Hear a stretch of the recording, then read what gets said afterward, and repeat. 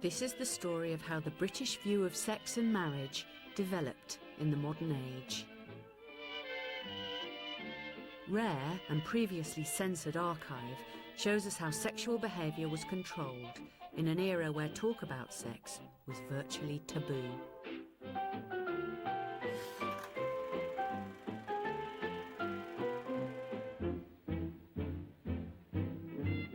Mary Stopes, seen here with her son Harry in amateur footage, started a sexual revolution.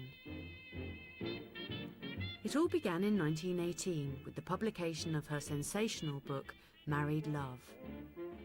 It really represented her concern to give women and men fulfilment in their marital relations, and more particularly their sexual relations, which of course from her point of view had to be mutual. Hence, Married Love, the book, was concerned with the techniques, and that, of course, was a very shocking point, to talk about literally the techniques, and mentioning things like the clitoris and so on. Mere mention of female sexuality caused an outcry, but the radical Stopes wanted to go further and give women control over their fertility. If you wanted the kind of beautiful, romantic and erotic form of marriage that she was advancing in Married Love as being the ideal, you really had to have birth control, because otherwise you would have had an enormously large family. But in the 1920s, birth control was simply not acceptable, even within marriage. An awful lot of doctors didn't do birth control. It'd actually be extremely offensive to anybody who asked for it in the course of a consultation. Even men who asked for advice on birth control would get very dusty answers. The doctor would say, "You're in a good job, you're earning well, your wife's healthy, why don't you want any more children? You're a disgrace to the nation." Soon, Mary Stopes realised that the book wasn't just for the middle classes. She hadn't been concerned with the working class when she wrote the book, but when the impact of the actual personal need hit her, and she recognised it, she did, I think, undoubtedly and genuinely become very concerned. This is a letter written in March the 12th of 1923 by a woman in Norfolk. "Please could you give me some advice about preventing myself from becoming pregnant again? I had my first child in 1910. Then 1 year after I was pregnant again and suffered terribly. Had a very bad time all through with this awful pain, and after that could not sit down properly for 7 years, and was doctoring all the time, and my husband is only a cowman. At last I went to hospital, and they said I must have an operation. I was in a month, and they said I must on no condition have any more children, but did not tell me what to do. And the consequence was I got pregnant again. And I had an awful time, and the baby had to be removed last March to save my life, and it lived 7 weeks. Sorry. I don't know why, but something has caught me." Moved by many letters like this, Mary Stopes decided film was the way forward. She would catch a wider audience for her message of birth control at the cinema. Why did Mother go into film? Films were very much a growing activity then. I mean, they were having an enormous audience, and she saw it as a means of getting the idea across to the working classes. But first, Mary Stopes had to find someone who would help her with this difficult taboo subject. Bertie Samuelson was a producer who had already made a film about a highly controversial topic, venereal disease. Now that was a subject that no one spoke about. Just after the First World War, there was a problem with the high incidence rates of VD. The government wanted a film made that would do something to influence people. My father made a film called Damaged Goods, which, although it didn't mention VD by name and word, but had a storyline that in itself showed that care was necessary. The plot of Damaged Goods revolves around a middle-class man who visits Soho and contracts the disease. This would have been a dreaded fear for the middle class of the time, because the hero brings the disease back into the family, who would have been tainted.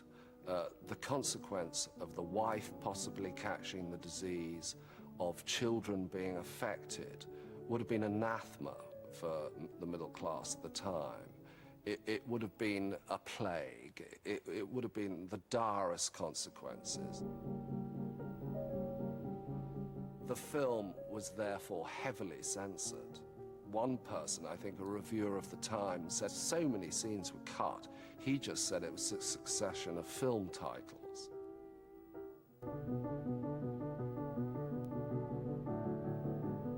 In the 1920s, a censorship board appointed jointly by the film industry and the Home Office advised local authorities what they could show. The board made so many cuts to damaged goods that audiences were not entertained, and the film flopped. But that didn't deter Stopes, the activist. She wanted a full-length feature film on birth control. She turned to Samuelson to produce the film. He accepted the brief.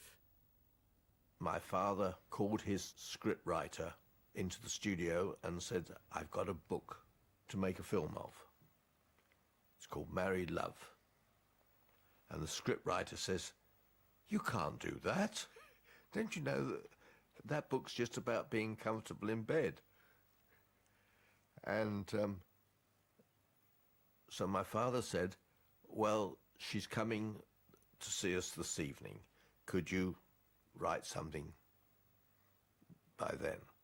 So he wrote a story, a love story, about two couples, one living in a slum where they had many, many children, and the children were fighting. The father was a bully.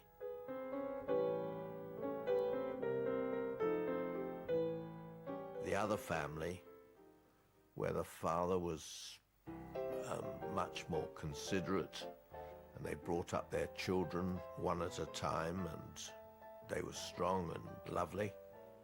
And the whole idea was to show the difference between the two families.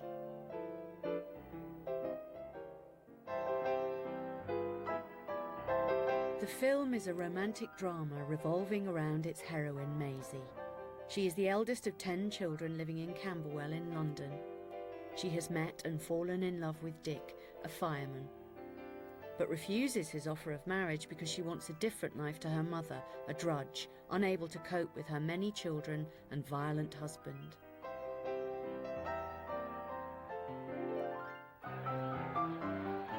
Thrown out by her violent father, Maisie is enticed into a shady nightclub. Inside, she meets a man who complains that he has no sex with his wife.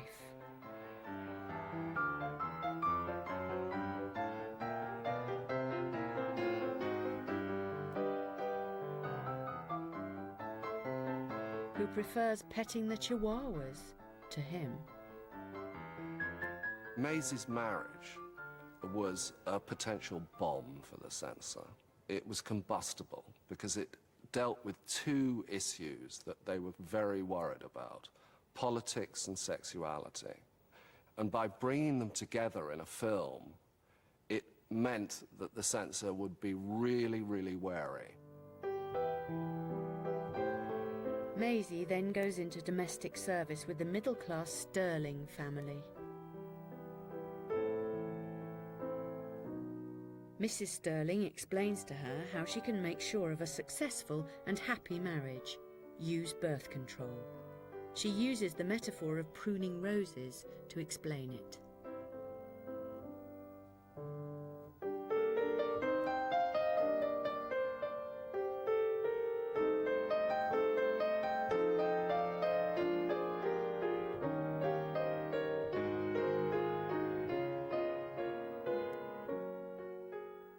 The censors not only didn't want the portrayal of sexuality, they didn't want the very subject of sexuality to be mentioned. For the Board of Censors, it wasn't just the actual film that was the problem. What the president of the board wanted to do, he didn't so much want to censor the film, He wanted to censor Mary Stopes herself. So the first thing to be got rid of was the title. The film was not going to be called Married Love, the title of her book, her famous book. It was now going to be called Maisie's Marriage. Also, the president advised local authorities, local councils, who ran cinemas, that they mustn't advertise her name. Her name was not allowed to be on posters. So he wished to sever the connection between Mary Stopes and birth control and this film called Maisie's Marriage. There was a big deal when this local cinema, who'd had posters made with married love in letters 12 inches high, put a little strip 2 inches high with Maisie's Marriage across the middle of it. The censors cut the whole of the rose scene. Mary Stopes was not pleased. Removal of that rose and the baby's face coming out of it outraged her in particular, I think, because it epitomised the way they just simply couldn't take anything that had any emotional impact in favour of birth control. Films like Maisie's Marriage would have been termed propaganda films by the censor, i.e. films that dealt with birth control, abortion, these sort of matters, because he saw film, saw cinema, as a site for entertainment, not education or information. An epic battle began between the censor and Stopes. She used her fame and influence to get the film distributed.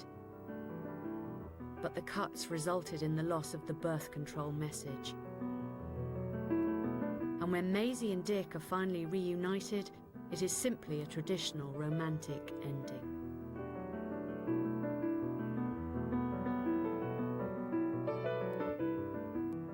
The idea that films should be entertaining was effectively won by the Board of Film Censors. Within 5 years of Maisie's Marriage, the president of the board told some film exhibitors at a meeting, said, "I'm proud to tell you that there is not one film in London showing today that deals with a burning issue, that deals with a controversial issue."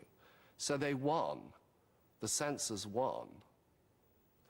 It wouldn't be for at least 20 years after Maisie's Marriage that there would be a serious portrayal of the working class in British film.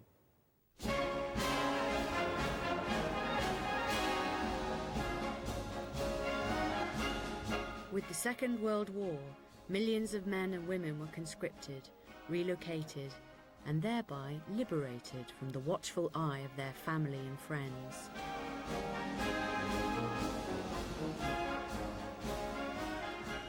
Women had experience of work away from home, which many women had never been away from home before, never thought of going away from home. Middle-class women who perhaps hadn't worked were suddenly doing all sorts of work.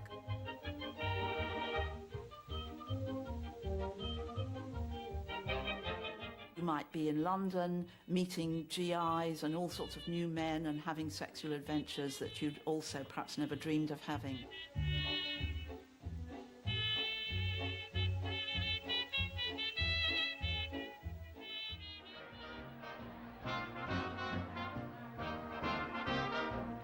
Casual sex increased during the war, leading to a rise in illegitimate births and an explosion of VD. With no antibiotics, treatment was lengthy and painful.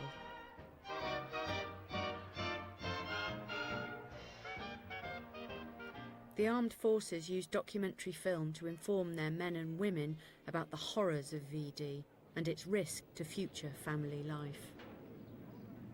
The RAF made a hard-hitting factual film. There was no room for innuendo or subtlety. It was called In Your Interest.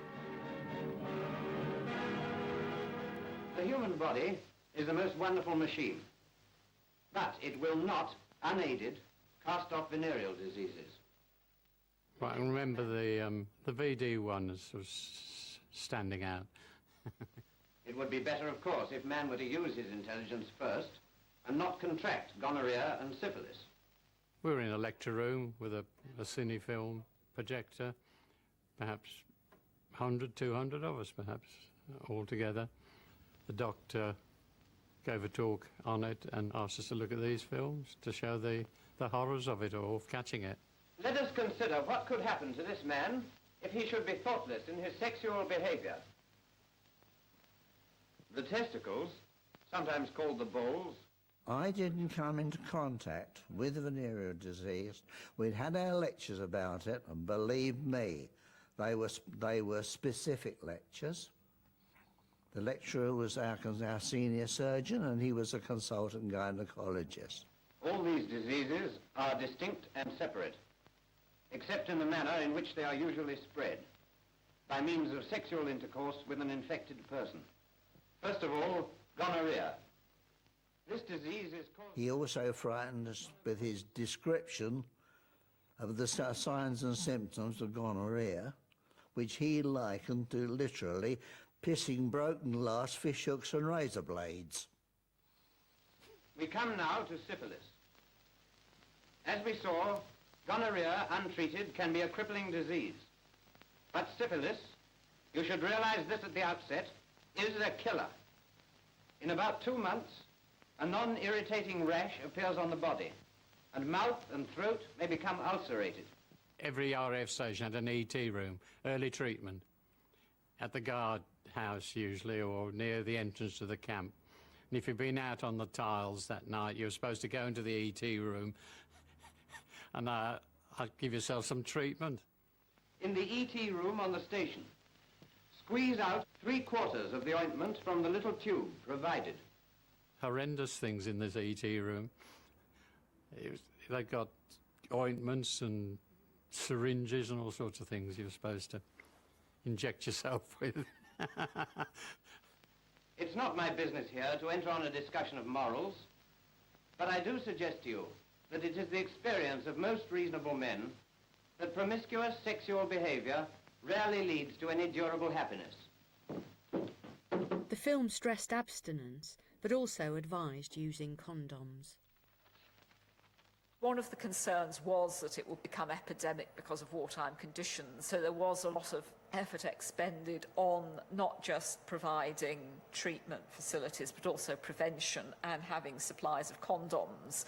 And rubber supplies were being diverted into condom manufacture. Condoms were available.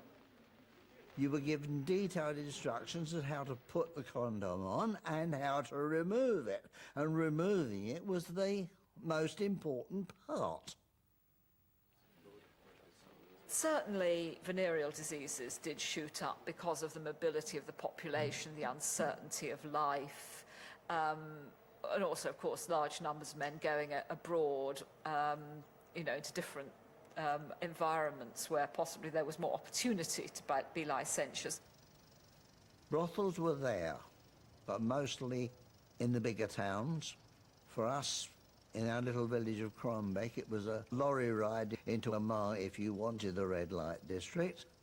Agreed possibly there were one or two enthusiastic amateurs in the village. Once again, you took your chance there. Girls made a beeline for people in uniform. Well, it was an attraction, I suppose, especially if you'd got wings and you felt proud of it. And now one last word. If you hear of someone you know becoming infected, don't shun him like a leper. Get him to see the medical officer as soon as possible. Don't forget, he's probably feeling very, very miserable. And at such a time, a man needs his friends.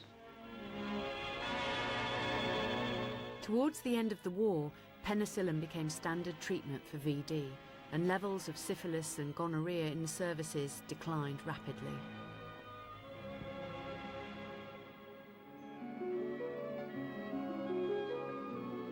With peace declared in 1945, most people wanted to get back to family life as quickly as possible.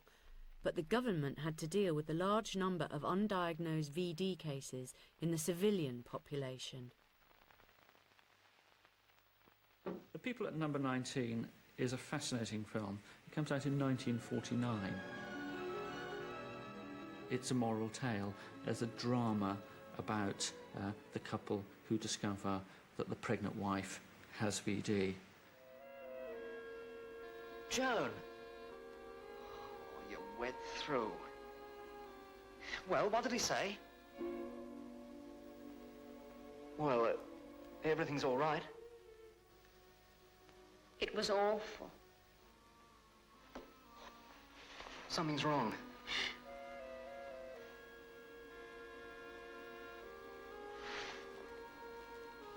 It couldn't happen to me. Joan, I can guess. He said nothing doing. A mistake. No mistake. Well, then he's been frightening you.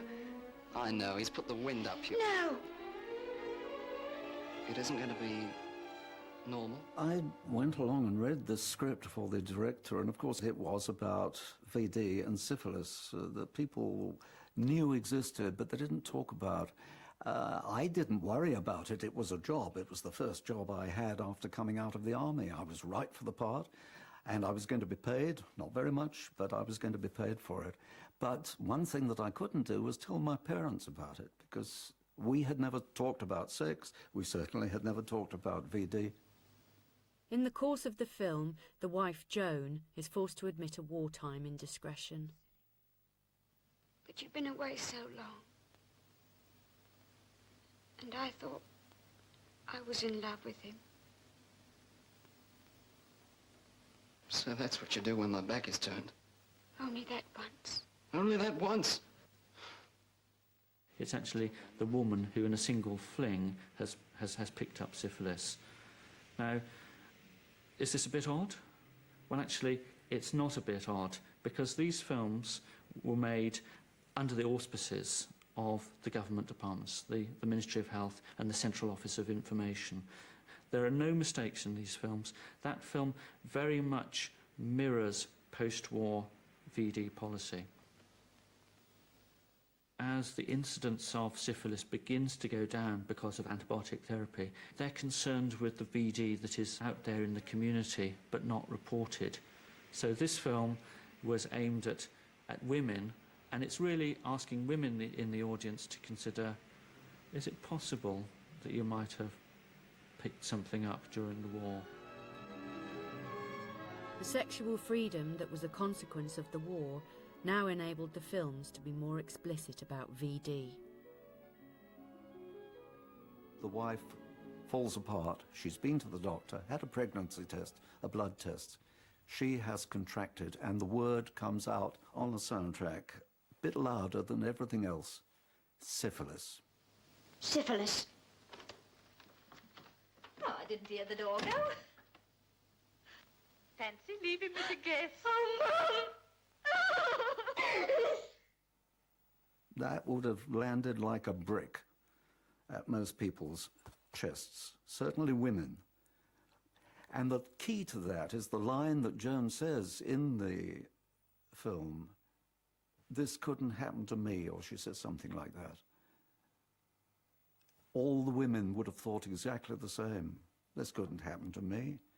But it did, and it does, and the message was, go and have a blood test, make sure, because otherwise your marriage, your relationships, your baby are at risk. I read about it somewhere. The government was anxious not to let wartime affairs split married couples up. The doctor says it'll be all right if I get attended to. And you too. It'll be nice, won't it, going there every week? He says more. The ending seems perhaps a little sudden, but remember this probably had to fit into 2 reels, which would have been about 18 minutes. We had to let the audience feel there was some hope for that couple. You couldn't say what had happened was going to drive them apart. You couldn't leave it like that. And the inference at the end was they would look for a house together, that all would be well in the end. Now then, you two nip along there double quick. You'll be wanting to settle down now, you know. Be on them before they know where they are. I'll go, alone.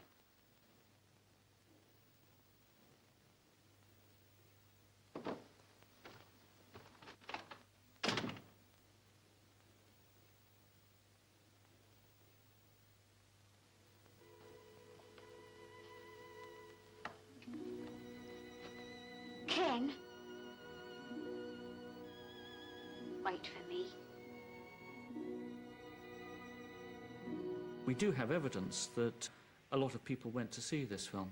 For example, in Edinburgh in 1949, 2,000 men and women went to see this film and attended a debate afterwards with local medical officers of health and experts in VD. So it certainly made quite a splash. VD rates fell to an all-time low as the sexual promiscuity of the war years became a distant memory. The 50s was a decade of rebuilding houses and homes, and re-establishing family life and values. Sex before or outside of marriage was still socially unacceptable. I think there was still a very strong idea of the family and domesticity, and a feeling that it was very important that that be recreated, possibly in a more benign form after the war.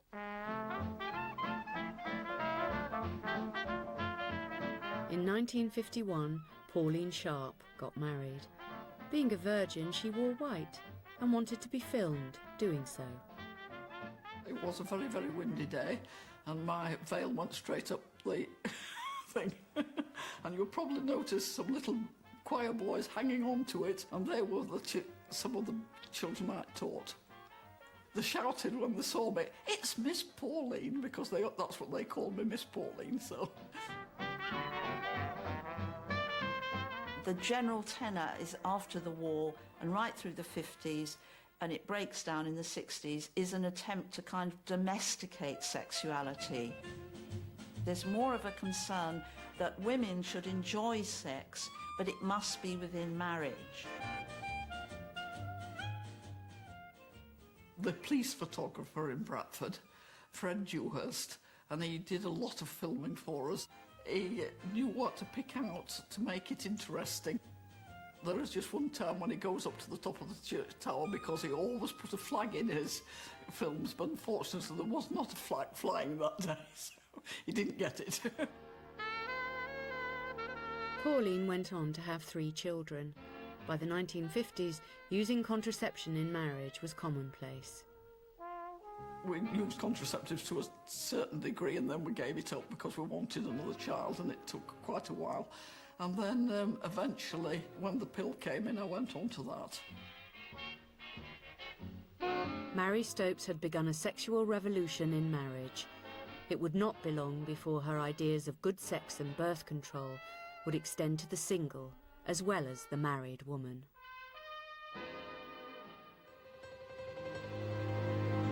For a free booklet on exploring history through archive and pictures, and for details of all Open University programmes, log on to open2.net or call 0870 900 7788.